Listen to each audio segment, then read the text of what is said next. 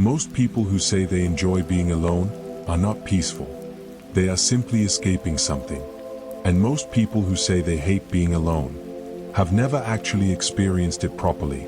That is not a philosophical opinion. That is a highly predictable pattern. Watch a person in public the exact moment their phone dies. Watch the sudden stillness, the nervous hands, the fake searching through their pockets, the deep, visible discomfort of simply existing without external input. Because the moment the digital noise disappears, something else immediately appears. Something they spend their entire waking life actively avoiding: themselves. We live in a modern world that has tragically confused endless distraction with genuine connection, and frantic busyness with actual purpose. So naturally, the idea of unbroken solitude feels dangerous. But not because it is harmful, because it is brutally honest. And complete honesty is the one thing most people are entirely unprepared for. This is the reality of the Solitude Paradox. The one thing that possesses the power to heal your mind is the exact thing you avoid the most. And the chaotic noise you falsely call comfort is slowly and methodically weakening you. Here is the uncomfortable truth about your daily exhaustion. Your mind is not tired from deep thinking. It is tired from constantly switching messages, notifications, meaningless conversations, endless videos, the loud opinions of strangers, noise. You are never actually alone with your own thoughts anymore. Even when you sit in physical silence, your mind aggressively reaches out for stimulation. Psychologists call this specific condition ego fatigue. It is the slow, invisible exhaustion of your core mental energy caused by constant self-management. It does not come from hard, physical work.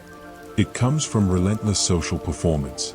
Constantly managing how you appear, calculating what you say, worrying about how you are judged, obsessing over how you are seen, every hour of every single day. And here is the deepest part of the problem. You never actually allow your mind to recover from it.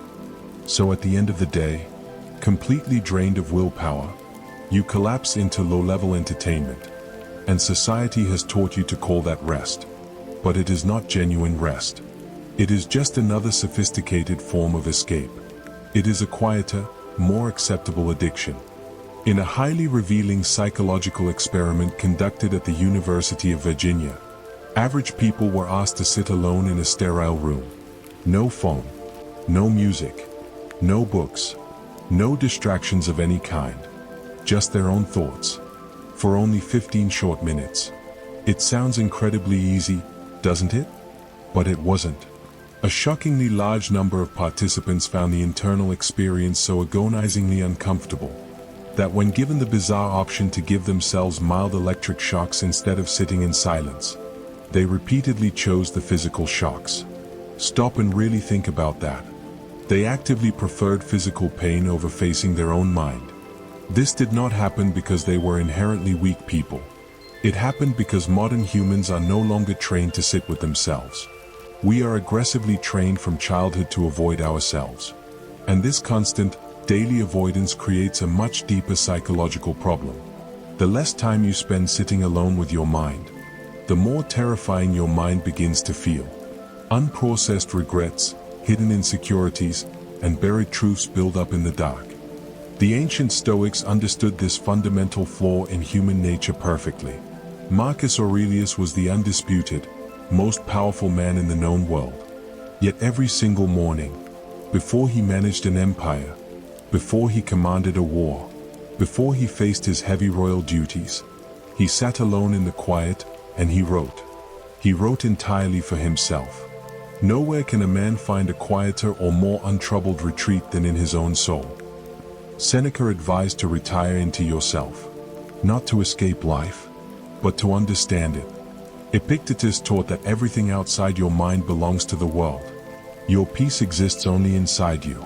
Solitude is not an absence of life. It is the highest form of discipline. Solitude is not loneliness. Loneliness is pain you did not choose. Solitude is power you intentionally create. I am alone and I am empty. I am with myself and I am complete. 3 things you must do. Number 1, schedule silence. No phone, no input, just 20 minutes. Number 2, separate solitude from loneliness. One drains you, one rebuilds you. Number 3, use silence as a mirror. Do not run from thoughts. Observe them. Ask, what is this trying to show me? The world will never stop talking. It is designed to distract you. But the most powerful people in history were never the most connected. They could sit alone without running from themselves, because they had the courage to face questions without needing approval. You do not need to escape society. You need to escape noise.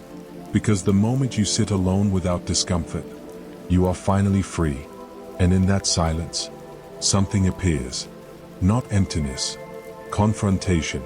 And in that confrontation, you find yourself.